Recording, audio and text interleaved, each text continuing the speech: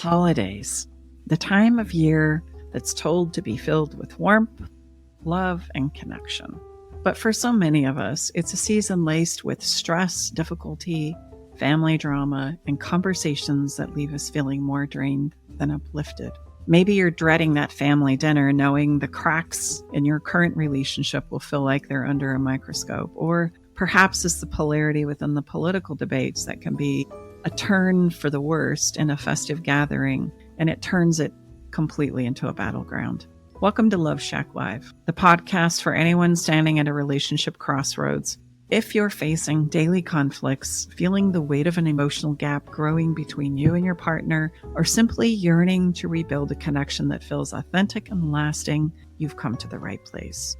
I'm Stacey Bartley, your relationship mentor. Here alongside of me is my co-host and lover Tom and our daughter Brooke. Together we bring decades of experience helping people navigate the messy and beauty of relationships because, let's be real, they're never perfect. Today we're bringing up one of the biggest challenges of this festive season. How do you find peace and joy and avoid escalating the drama during the holidays? How do you honor yourself and others while you step through those family moments that feel like emotional landmines? It's time for some real working tools and strategies to navigate family gatherings with grace, even when tensions may become a little bit high. In this episode, we're going to share skills for managing your own triggers, as well as the ability to redirect conversations that punch you right in the gut. We're here to help you make this holiday season a little lighter and a lot less messy.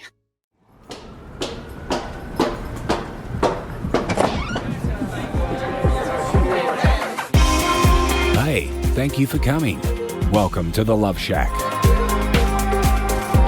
So let's talk about, maybe for some of our listeners who don't experience anything but joy for the holidays, understand why for some it can feel so hard. And then there's another group of beautiful humans who have had fabulous holidays, but this year in particular, they have some conversations brewing in their own relationships and lives that they're not quite sure how to navigate. So the holidays do amplify family tensions. And spoiler alert, it's not just about you. The season often combines high expectations, emotional memories, and it brings up longstanding family patterns. It's really about contrast. And so you might say, well, Thomas, Stacey, I'm really a new listener. I'm not really familiar with what you mean when you talk about contrast. Contrast is that little thing that takes where we are, and when we are put into old situations and conversations, it highlights the change and the difference as I've maybe grown up, for example, as an adult, but I go home and I'm still treated like the kid I once was. That's contrast. Or things have changed so much in my life. I've transformed so much over the last year that now when I go home, I recognize how different I am from my family. Or I'm sitting there at the table and I recognize the contrast between my partner and I and how we see the world and engage with our families now. Like, these are all places and spaces of contrast. I can even notice myself in contrast where I don't feel or think the way I once did. A lot has changed for me. And sometimes that can be very unsettling, not just for ourselves personally, but it can also be very unsettling when we put together groups, families, people who know us really well. And it makes us uncomfortable because things have changed, and that makes us nervous. Okay. Would you say that a close family gathering, oftentimes like Thanksgiving here in the United States, if we say Thanksgiving is a pretty big one? That's where you're going to see it. Especially because of the recent election. So not only, if you're listening to this podcast, not only is maybe your relationship suffering, but also the election has created a lot of division between married couples, whole families. So I would say that right now the contrast is off the charts. Like, if you're ever going to experience contrast in the United States right now, you've never seen it clearer than you can right now, you know? What about being in the unknown? You know, we speak a lot about being in a place of limbo or a place and space of separation. So it even brings up contrast in regards to like, how do we navigate this particular year? Like, do we just do our same old traditions, or do we switch it up? And are we going to do it together, or separate? You're going to do your thing, I'm going to do my thing. And those can be very difficult places and spaces to navigate in the contrast. We don't really know how to have those conversations or how to bring it up. All we know is we want it to go well. We talk about all the fears and insecurities that come up around this time, not necessarily what it is we want, which is it to go well. I know we've said this, or you say this often, for the relationships and those that are closest to us, there's the highest amount of risk. Oftentimes we are gathering with those that are biologically, I guess, to be, but there's a lot of emotional risk there for us if something is not as we've always perceived it to be. And it's like you kind of have to make the choice. Do we want to share the news of what's happening in our relationship with our family, or do we just want to pretend like everything is kosher and we'll deal with that at another time? So there's a lot of decisions that are being made, and maybe you're not even talking about this with your partner. You're just wondering about it yourself. There's all these choices that you have to make before you even get to the frickin' day of Thanksgiving. Once you get there, you're like, am I just going to put my mask on and act like everything's fine? Or are we going to tell the truth? It's a lot to think about, and it's a lot to execute the day of. Well, and then let's layer on the high expectations and pressure for everything to be perfect and go well, from the songs that start playing about this being the most wonderful time of the year. It creates this place within us that, I have to make this perfect. I have to be happy. I have to be joyous, but I'm not. I'm in maybe the most challenging chapter of my life. And so how do I rectify these high expectations? And if you go home, maybe you have a parent that loves Christmas and they just want everybody to be happy and joyful, but you're not feeling it. You're an anxious, hot mess. They're trying to enroll you in the idea of just being happy, and you're not quite sure how to navigate that. This expectation can bring up so much anxiety that you have a meltdown and the party hasn't even happened yet. We're not even sitting at the table yet. I'm just waking up in the middle of the night in a hot flash and a panic attack. So it's real. It's very real. And then family patterns are old roles. I can tell you right now that I love my family dearly, but when I go home for the holidays, in spite of being a 60-year-old woman, I am treated like I am the baby sister who knows nothing. And I just have to accept that because that's my old role in my family. And I will always be the baby because everybody is, almost 10 years older. So I'm always the one that's looked at as the cute little naive one that's wet behind the ears. And I can't gain enough wisdom in order to offset that. So at some point in time, you just have to kind of accept that. But in that contrasted experience, right, if by chance I was looking for some kind of validation or recognition from my siblings, you could see that could be a lot to take on, that I might find myself battling with. Damn it, give me a little credit. Damn it, please see what I'm doing. Damn it, I know at least a thing or two, right? Give me a little credit. And thankfully, I've made peace with that, and I don't feel the need to go there anymore. But old family patterns are absolutely a part of the deal. Half of the country is very excited about these election results, and half of the country is devastated. A lot of those peoples are in the same families, and a lot of people have chosen not to go home for Christmas or Thanksgiving this year because they simply don't want to deal with the repercussions or having these hard conversations or knowing that they're just going to be met with a person saying that their beliefs are wrong or gloating or all the things that happen. And kind of like the example you just shared, Mom, too, of giving up on pushing back that you're not a baby anymore. Like, I think that's something that everyone needs to think about, especially this year, is choosing your battles. Like, you have to decide going into the day, or week, or however long you're staying with your family, if you choose to do so, is this conversation really going to go anywhere? Is this hill that I'm wanting to die on, is it going to make any difference in moving my family members' beliefs to come more to my side or vice versa? Most of the time the answers are no, and most of the time the answer is that isn't the best place for that conversation to be occurring on Thanksgiving Day.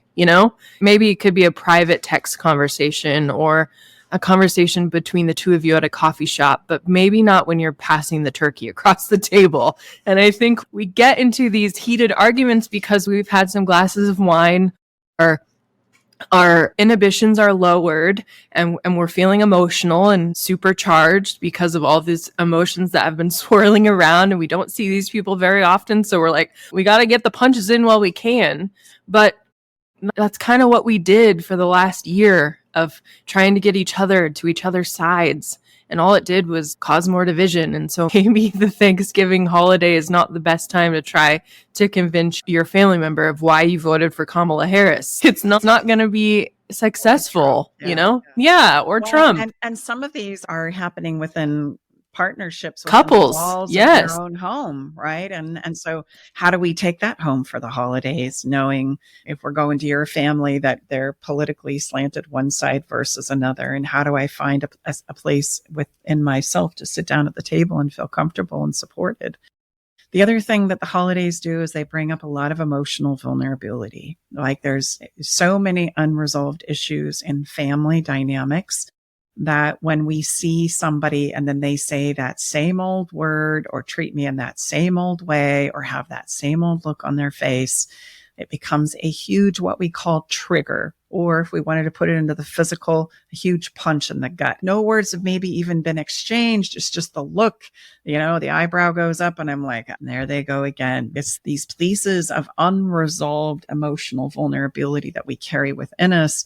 And we don't know when to say it or say what we've wanted to say for a really long time, or how to put it in a context that is okay. Like you said, Brooke, we'll have a few glasses of wine or a good highball. And the next thing you know, I'm just going to say it now. What the hell? And that's, again, not the time to do that. I had a stepfather, Stan, that I've mentioned several times on the podcast. And I would say going home for the holidays or birthdays or anytime the family was gathering, he would be the person in my life that would bring up that feeling in me. Like, oh, going home, I'm going to have to deal with Stan. It was always, I'm going to have to deal with Stan. And we had only spent a year living together when I was a teenager, but even through my adult life, as I'd married and started my family and those kinds of things, I would go home. My mom wanted Stan and I to be just the most wonderful stepdaughter, stepfather relationship. And so I'd get 2 feet into the house and she'd say, make sure you go and give a hug to Stan and kiss him on the cheek. Let him know you're here. He just loves you. And I'm thinking to myself, he doesn't love me any more than I love him. But my mom is wanting to create this wonderful connection between us. And so the minute she would say what was really sweet and intent, go give him a hug and tell him that you love him and he loves you. Don't let his reply or the way he treats you tell the truth. Just know that he loves you because I said so. And I think, oh gosh, okay. No. And so for many years, I would walk in and we would go through this whole little ritual where I'd say, hi, Stan, it's really great to see you. And he'd say something along the lines of, what brought you here today? It's Thanksgiving and it's Christmas and I'm here to have a good time. Well, great. I hope one of us can. It was things like that where you would just think, why do I keep taking the bait? Why do I keep stepping into this place? Because you love your mom, Because I love my mom. Mm. And so then there was a year that I went, okay, what is the truth here for me? The truth is I'm here because I love my mom. Exactly what you said, babe. And so when I went in to give him that kiss and a hug, I didn't. I said, you know what? I'm here because we have a common person that we love, and that's my mom. I don't think you like me any more than I like you, and I'm good with that. I'm really good with that. We don't need to pretend anymore.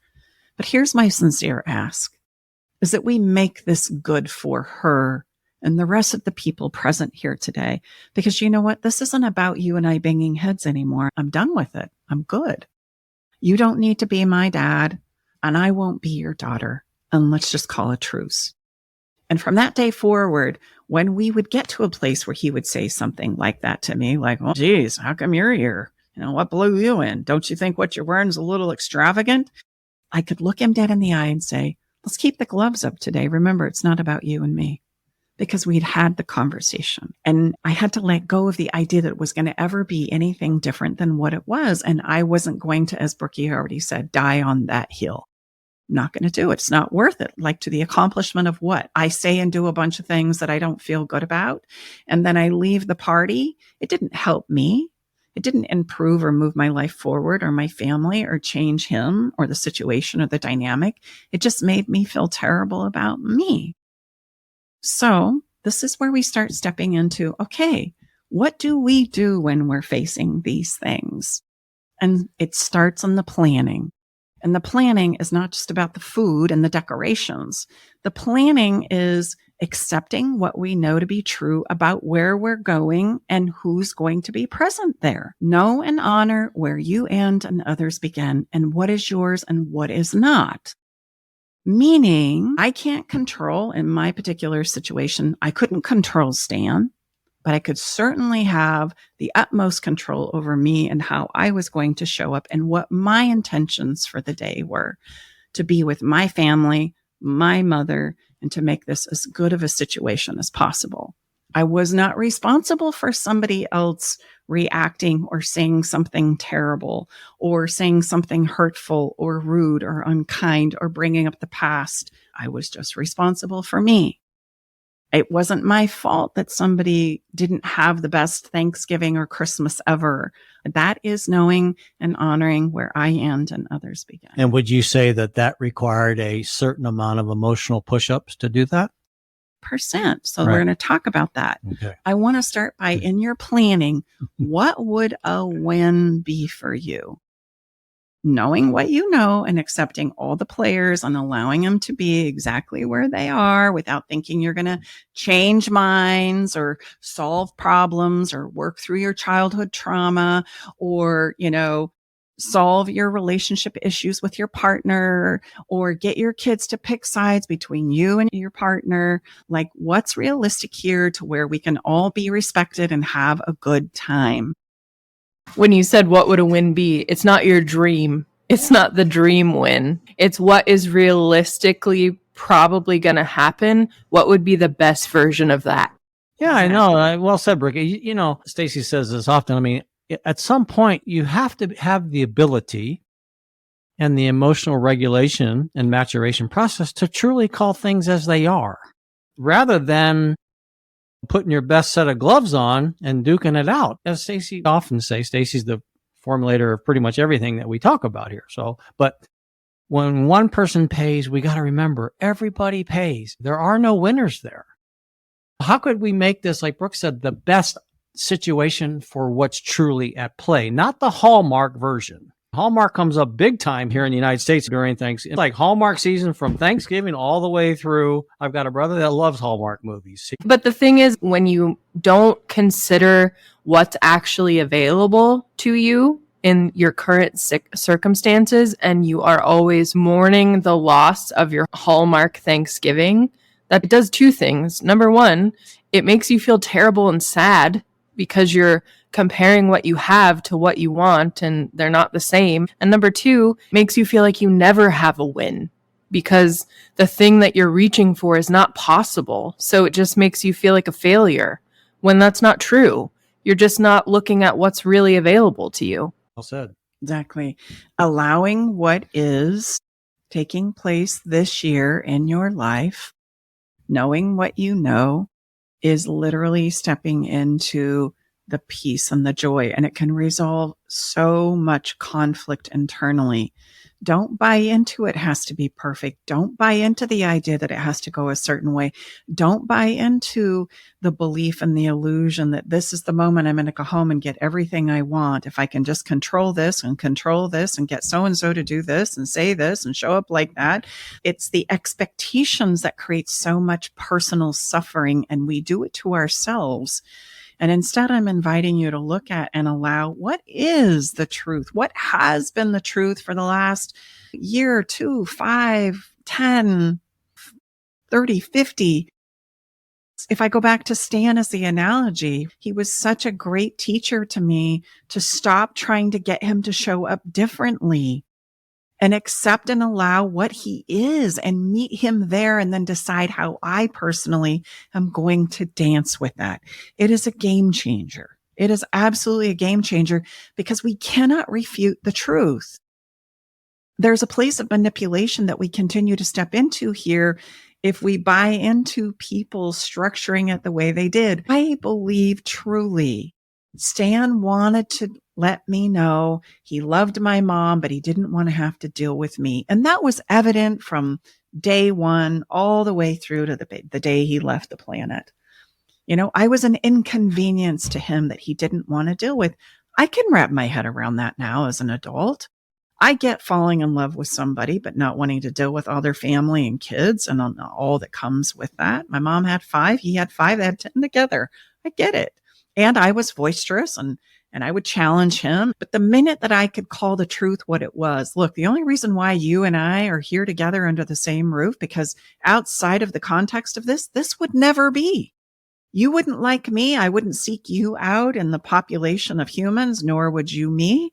But what draws us together under this roof is a mom and a woman that we both love. So let's find a commonality there and let the rest of what it is we think this has to be go, because it's not the reality of what is. I also just want to point out that in the truce that Stacy made with Stan, it did not mean that she also was approving of his behavior.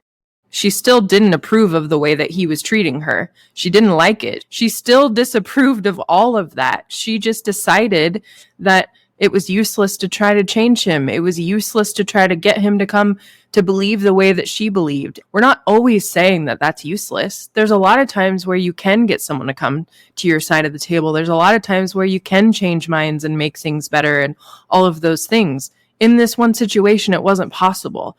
But by her saying, let's have a truce, it is not her acquiescing and saying, Stan is great, wonderful. I'm so happy that he was verbally abusive to me. No, she just stopped playing the game so that she could get through these big family holidays peacefully and stop having so much of her being dismantled by his behavior. But I just want people to know it's not that we're saying you need to become a doormat and just let them do whatever they want to you. It's totally different. Mm-hmm. Well, at the end of the day, all of us only have agency over ourselves anyway. But especially in these heightened situations of which here in the U.S. we're stepping into, let's just be honest. For many of us don't have Hallmark vibrations when these times of the year come. Many of us have like, oh my God, OMG, like, how am I going to navigate this? So the best way you can navigate it is to truly have agency over yourself. That's not acquiescing, but it's how do I want to navigate this so doesn't, just bring me to my knees, as well as have a lot of added negative impact to what's already negative anyway. That there's really no win there. That's what we're saying. Stay with us. We'll be right back. Hey Love Shack family, it's Brooke here. I wanted to pop in and share something exciting with you. Starting Monday, November 25th, we're kicking off our Black Friday sale. And this year, we've curated something truly special for you. Each day, for 24 hours only, we'll feature one of our most impactful relationship resources at an exclusive Black Friday discount. Here's a little peek at what's coming. On day 1, you'll get access to the Avoiding Divorce Blueprint, our step-by-step guide to creating the breakthrough your marriage may need. Day 2 features our Relationship Rescue course, designed to help repair and rebuild connection. Day 3 is all about intimacy, with a course to help you increase sex and connection with your partner. Day 4 brings our communication bundle, packed with tools for navigating even the hardest conversations. And on day 5, it's the 30-day Love and Limbo Roadmap, the ultimate guide for navigating space and separation. Each of these resources will be available 24 hours only at a special price. So here's my heartfelt invitation. Make sure you're following us on social media for reminders as each deal goes live. You've heard us talk about all these tools on the podcast, and now is the perfect time to invest in your relationship and take meaningful steps forward. Mark your calendar, set a reminder, and join us starting Monday, November 25th. Let's make this Black Friday the beginning of something beautiful for your relationship. I can't wait to see you there. Now, if Stan was my partner, this would be a completely different conversation. Yes, good distinction. Okay. So I want you to see that each relationship has its own layers of nuance that we need to kind of dive deeper into. Don't worry, we'll get there. Right now, I'm just starting at the highest level. We're going home for the holidays. There might be some siblings. There might be some parents. There might be some Step-parents, grandparents or uncles, step-parents aunts. that we're really not all that excited about. Right. Yes, In-laws. Yes. So what would a win be? Acknowledging what is the truth. Think about that for a minute. And then we can start stepping deeper into the planning. The first thing I'm going to invite you to do is manage your time. If you're going home to somebody that plugs you in 2.3 seconds, well, then maybe it's a really good idea to just go home for dessert. Maybe I make some other plans with our family and then we'll go and yes, have a wonderful conversation and have dessert only. If you know that you're white knuckling it, time the turkey even hits the table, well, then we probably need to think of some better strategies. Have the pie and the whipped cream on the plate and then I'll be coming. If you notice that things start to fall apart when we're 2 or 3 hours in, then tell the truth about that and come up with some creative ideas to dance with that. We're coming for dinner and unfortunately then we'll need to leave. So manage your time and think about that on the front side and don't be afraid to excuse yourself. The second thing I'm going to invite you to do is try new traditions. Sometimes we get so stuck in our own mindsets of this is how it has to be. This is how it has to go. It's done this, or we've done this for 150 years in my family. Well, that's awesome. And there are some things that you can still do to acknowledge those traditions. But I also want to give you permission to pick and choose the parts and places where maybe you want to add or try something new, which might coincide with time in that I'm just coming home for dessert, or I'm going to stay for the main course and then I've got somewhere else to be. Or you know what? Maybe this is a year that we're in a place of separation and we're going to get everybody together for dessert, but then we're going to do our own thing for the dinner, the main course, or just the opposite.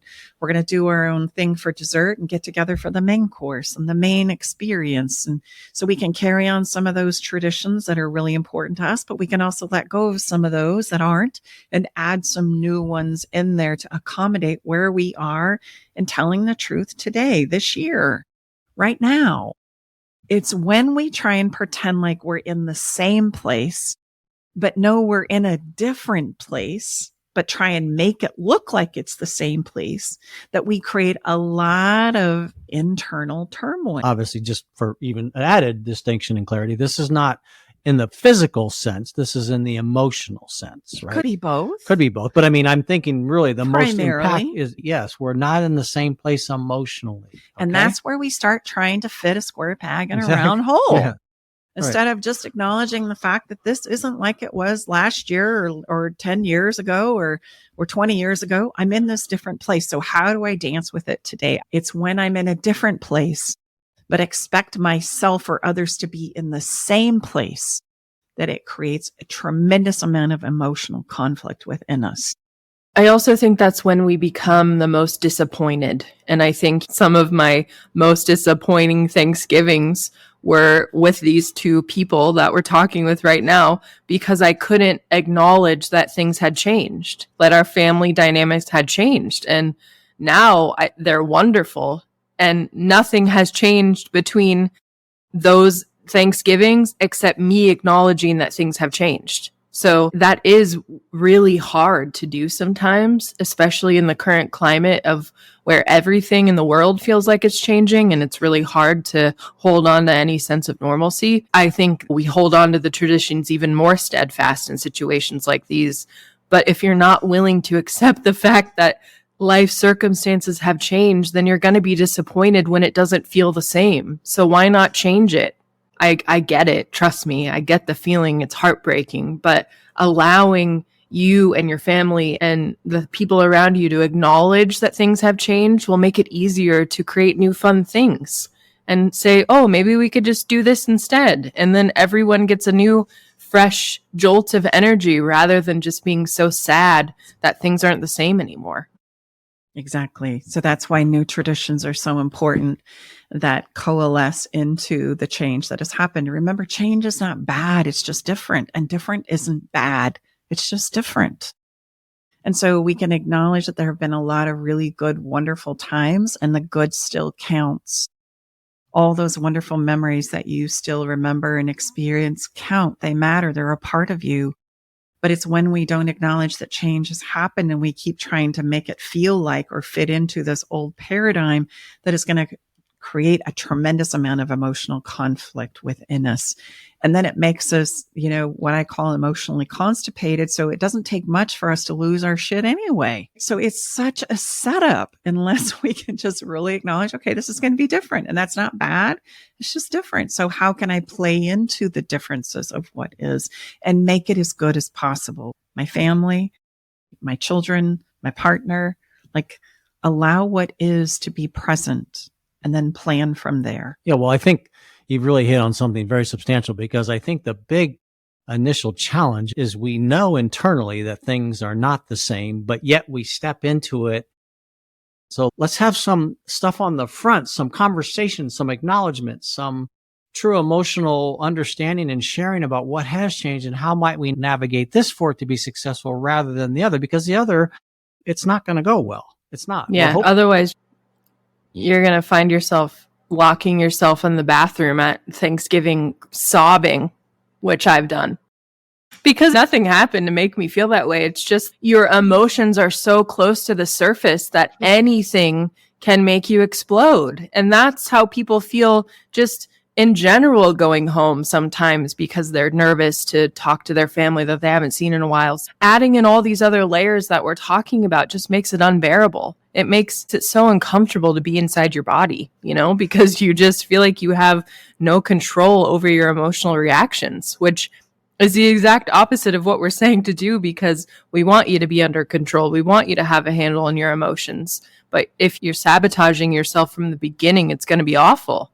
Well, to use a sports analogy, it'd be like going to a big time playoff game or whatever. And then the amount of preparation that professional teams do to approach one of those things. Oh, no, we're just going to wing it.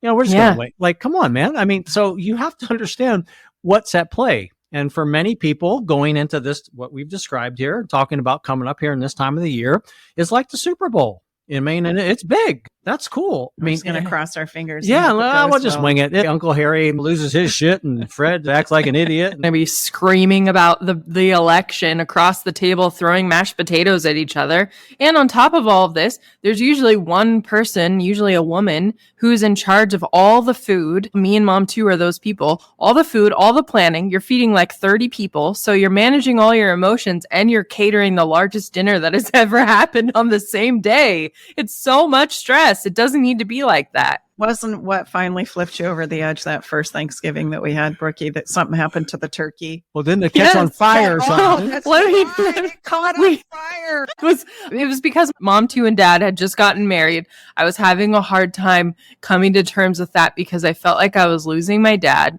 I've told this story before. I was just very emotionally fragile. I'm the cook in the family, so I go out to baste the turkey. You want it to be. Because So I was a control freak, much less so now. But back then I was still in my very controlling days of needing to micromanage every single dish. I don't do that anymore, but that's a different story.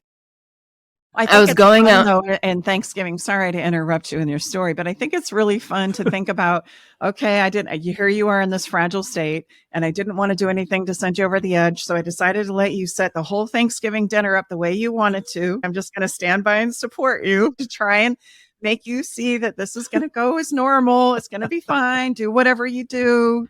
So take it from there. So everyone was just kind of hanging out and I was finishing cooking. I go out to baste the turkey because we put it on the grill. We put it in just like a tinfoil pan on the grill. We do it every year that way. The turkey doesn't actually get grilled. It just cooks on the grill. So I baste it throughout when it's baking out there. And I freaking go to baste it. If the grill is too hot, there's no juices on the bottom of the pan. It's just pitch black ash on the bottom of the turkey pan. But it was so dark outside, I couldn't see. So I take the baster, baste some juice on there, instant flames up in like 6 feet in the air. But I was alone. No one saw me because I wanted to be in charge of everything. Everyone's inside probably just laughing, but not at me because no one saw it. I was seriously in the deep depths of depression. And I thought my eyebrows had been burned off. So I didn't tell anyone. I just ran inside and sat on the floor of the bathroom and started crying harder than I've ever cried. People were coming to the door saying, Brookie, what's wrong? I was like, they weren't. They didn't get burned off. And the turkey was okay. But I was really sad that I thought the gravy was going to be burned. I remember running up to Safeway wondering if I could get some jars of gravy because there was no drippings to make gravy with. We don't want that for you, dear listener. Yeah. No. And it doesn't have to be like that. Well, and I just think that was such a turning point for you and I too. And now, I mean, holidays are so lovely. I love it when you come home and we get to cook together and we get to all contribute our parts and pieces. But it came into play a lot with just allowing to be what is.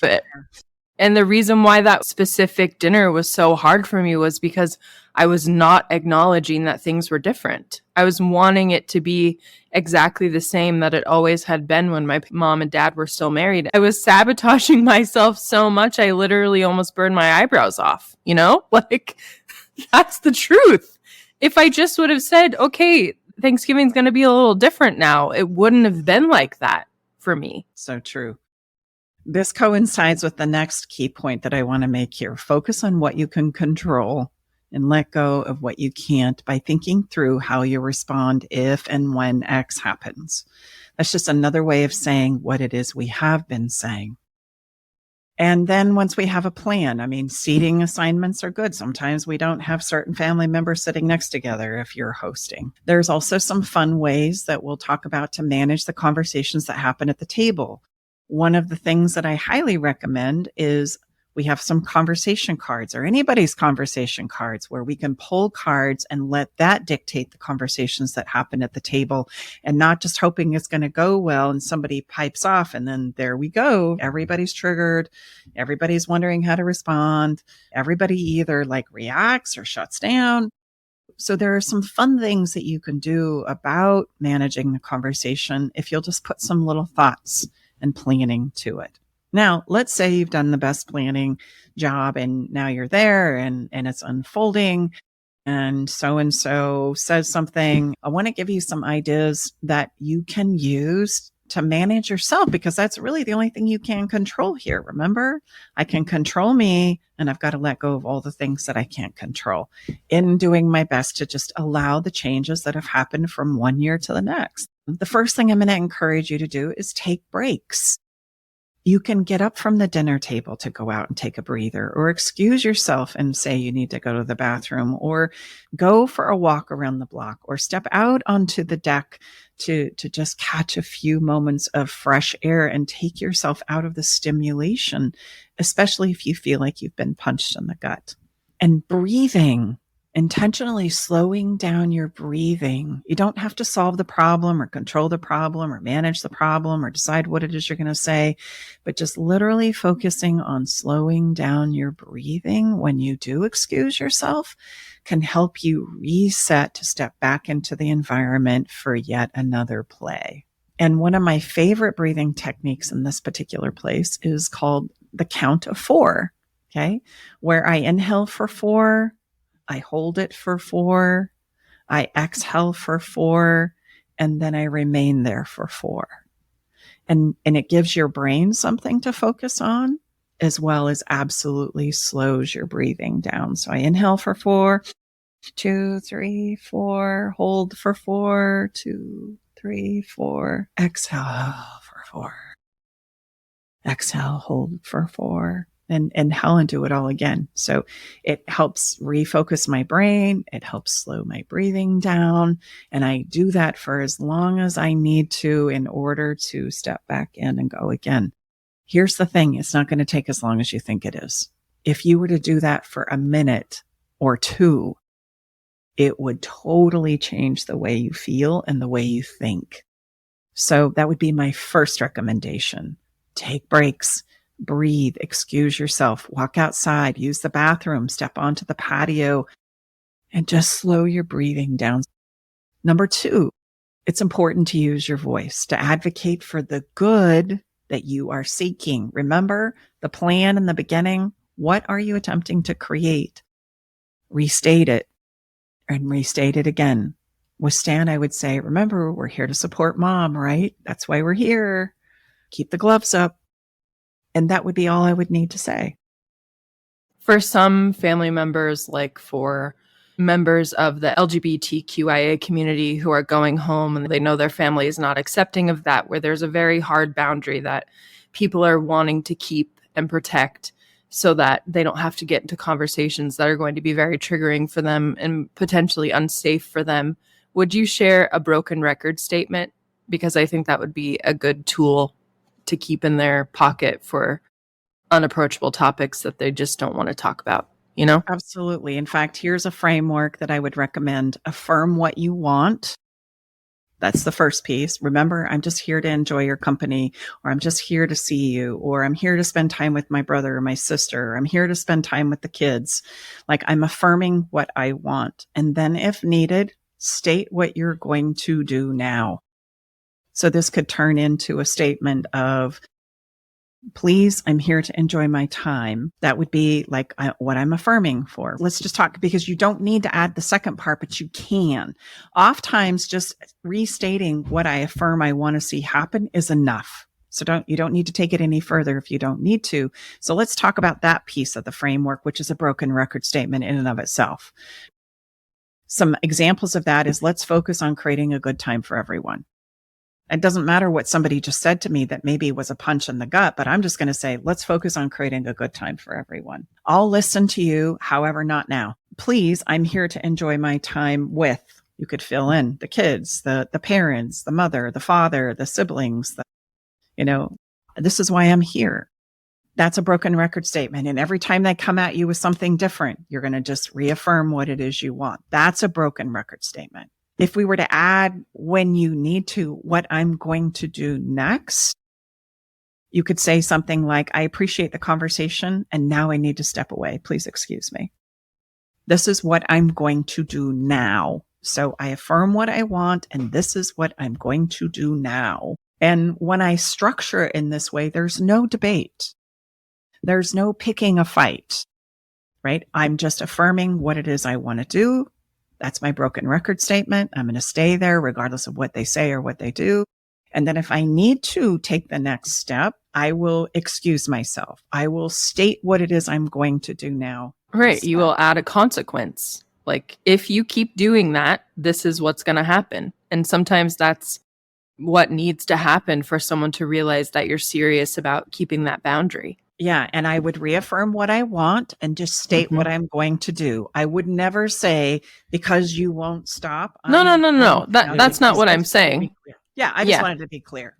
Yeah. No, I'm just saying that in the way that you're setting it up, it makes it clear to them that, like, no matter what they say, if they continue down this road that you are very clear you don't want to go down, you just say, I want this. And if, because they keep doing it, you're going to step away, or I'm going to go talk to somebody else, or any of the things that you're going to do, that just shows that there's a natural consequence if they don't stop. It's just how the conversation is playing out. And I think that's really great, because you're not even acknowledging any of the things that you don't want to hear. You're simply just staying in your lane with this broken record statement, but it's naturally setting up a consequence to their actions, you know?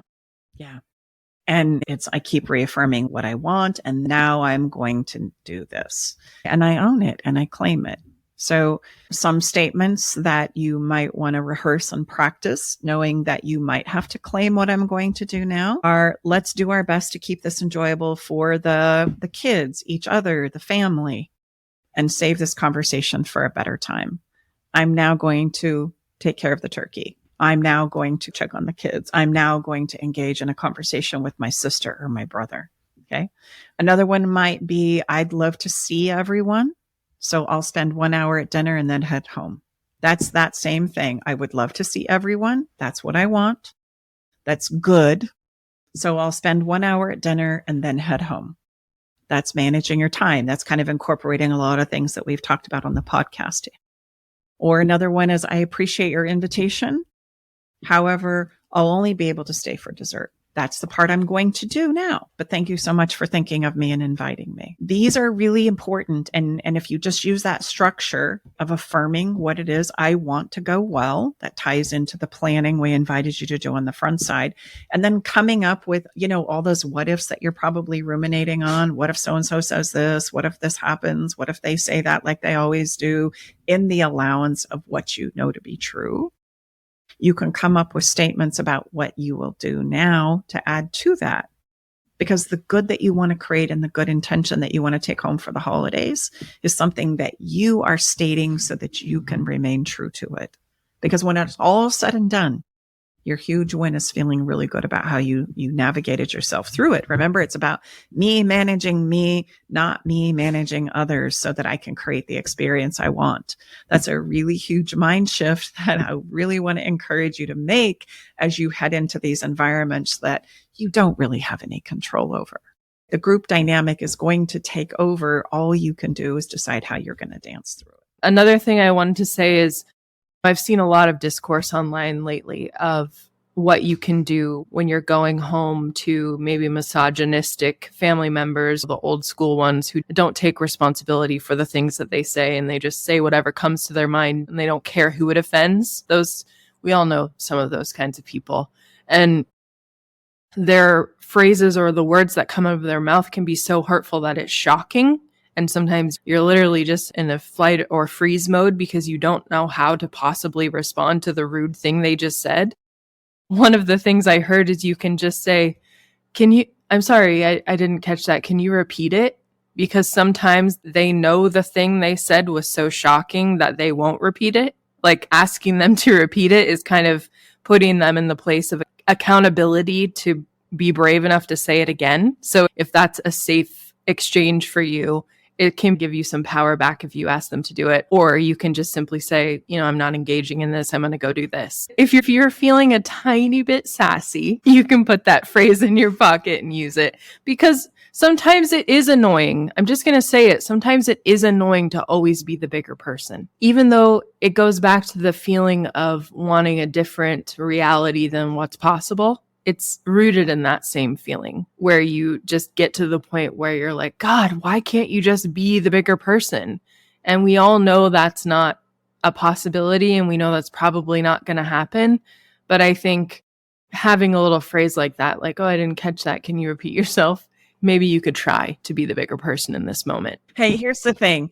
I can be sassy like the best of them. Let's be honest. It's not really being sassy. It's like, it's asking them in this moment, can you take accountability for the crazy thing you just said? And just seeing how that plays out. But for some people, that's not a good strategy because they're not emotionally resilient enough to accept it. I think there are some people who are ready to go into Thanksgiving and they're ready to say, oh, maybe I am going to change some people's minds, or maybe I am going to challenge someone on this certain thing.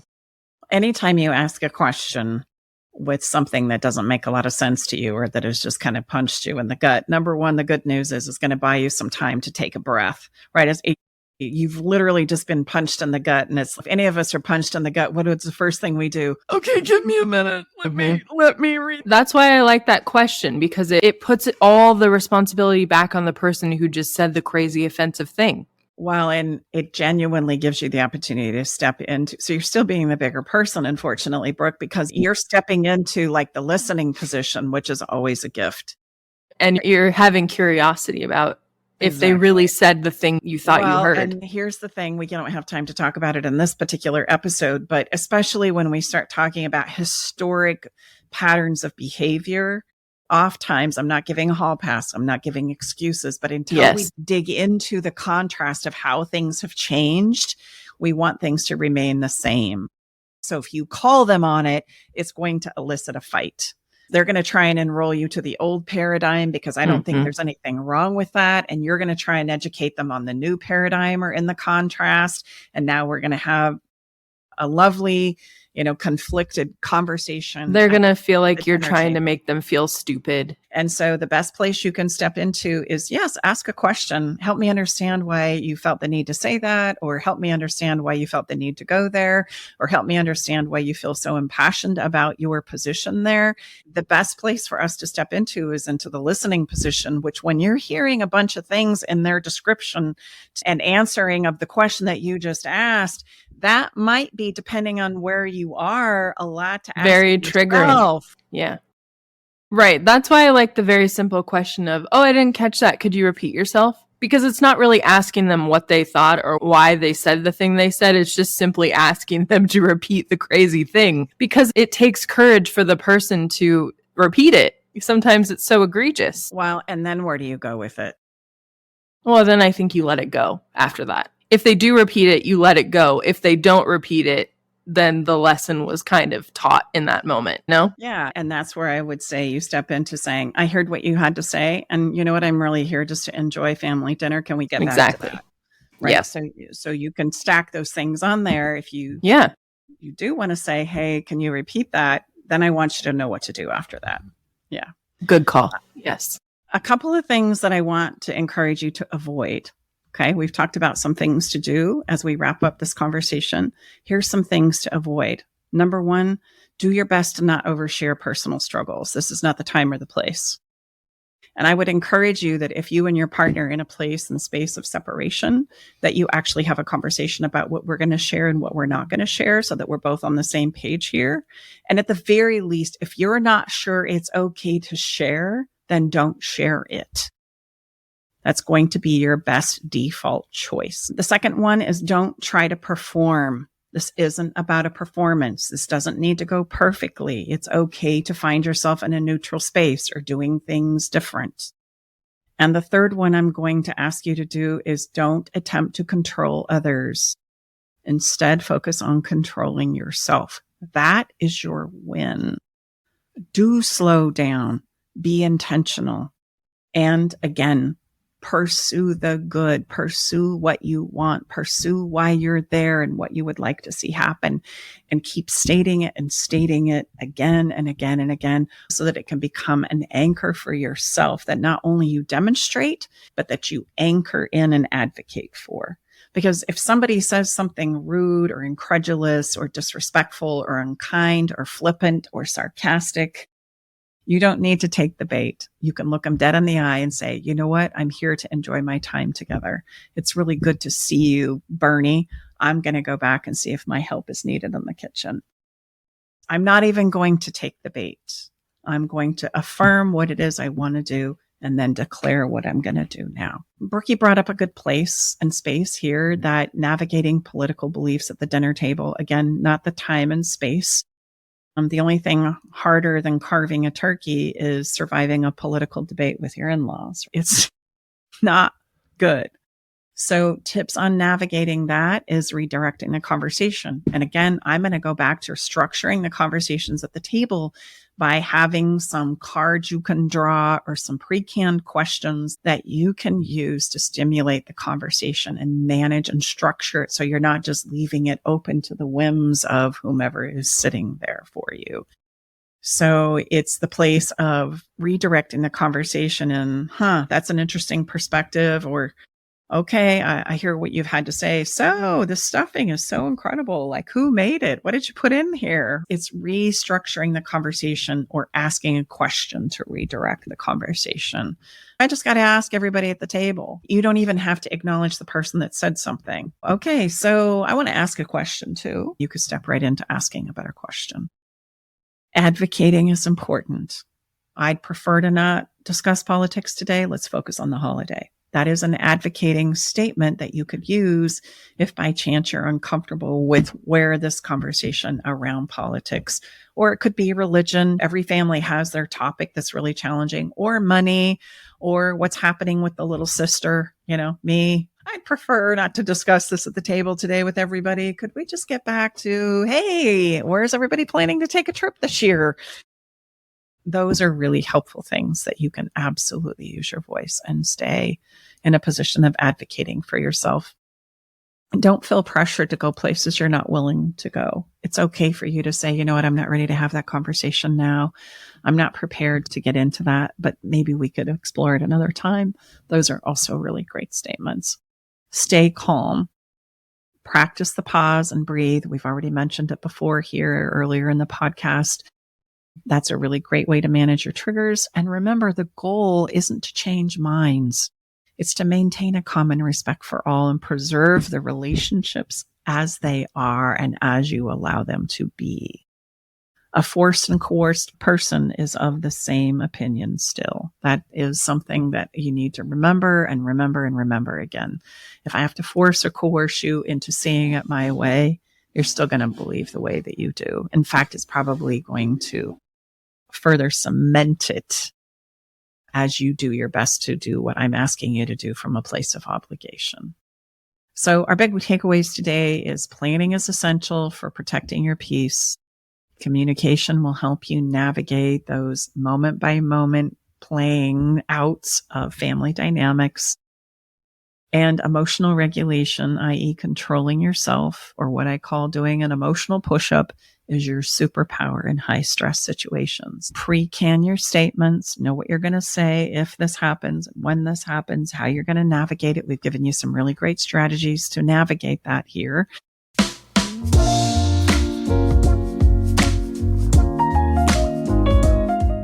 Well, let's step into follow the fun then.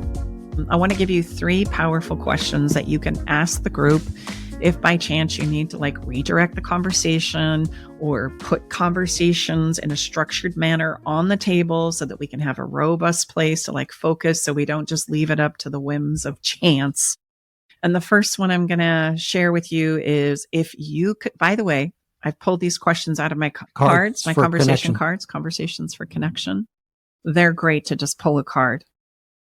A lot of people use these at the holiday table. Instead of worrying about what we're going to talk about, we just go around the table and pull a card. And some people have even taken and set the table with a card. So you have a card at your plate and everybody goes around and has an opportunity throughout the course of the meal to ask their question to the group, and everybody goes around and answers. Again, structuring the conversations. So one that I'm going to share with you is if you could travel back in time to be with any person from history, who would it be and why? Number 1. Number 2, if you could write a book, what would it be about and what would the title be? And this has garnered some of the funnest conversations with not just friends of ours, but my grandkids. It's amazing what they come up with. And the titles are hilarious. So that's one of my favorites. And the last one I'm going to share with you is if your house is on fire, what 5 items would you grab and why? Mm-hmm. And it's amazing to see the different perspectives that people go to and think about when they're in a moment of, oh, I got to act quickly. So those are fun questions that you can use to redirect the conversation or perhaps set the stage for some productive conversation that will garner some really fun. You can get those conversation cards for Connection on our website, just by the way. Our song for today is Michael Bublé's Feeling Good. This is one of my all-time favorite songs. I want this played at my funeral. Some people don't like talking about funerals, but Brookie, I'm not meaning to talk about funerals and the passing. I'm not getting anywhere close to that. But here's the thing. I love this song, and it is such a great showcaser for what we're telling you to do. Pursue the good. Remember that we can create good. We want to feel good. We want to get back to the good. And so this song is all about that and all the places and spaces that we can create good. So I hope you enjoy it. Michael Bublé is also one of my favorites for the holidays. I love his Christmas album. I start playing it right about this time of year. We play it all the way through.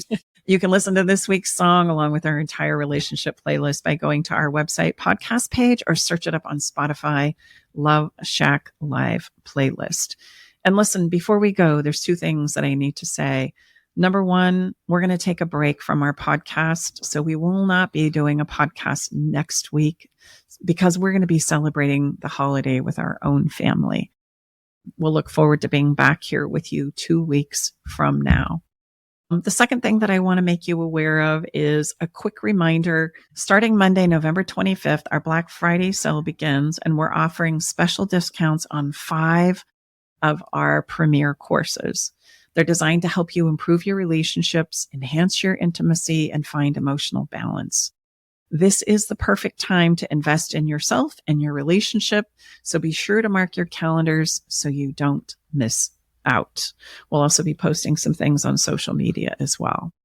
And I know that we have done our best to power pack this conversation. We really want this to go well for you. So I'm going to encourage you to share some of your holiday plans and strategies with us on social media or by dropping us a message on our website, staceybartley.com. Without further ado, then, thank you so much for spending your time with us today. We wish you a very, very happy holiday season filled with peace, connection, and joy, what we call the good stuff. And we'll look forward to being back here with you in 2 weeks, ready to dive into even more strategies to support you and your relationships to get more and more and more of the good stuff. Happy holidays. All right, it's time to leave the Love Shack. But before we part ways, we want you to know our door is always open and we'll leave the porch light on, ready to welcome you back whenever you need a dose of relationship wisdom. For more resources and tools, visit us at loveshacklive.com to dive deeper into the topics we've explored and find additional support for your relationship journey. Stay connected by subscribing to our podcast. Thank you for being part of our Love Shack Live community.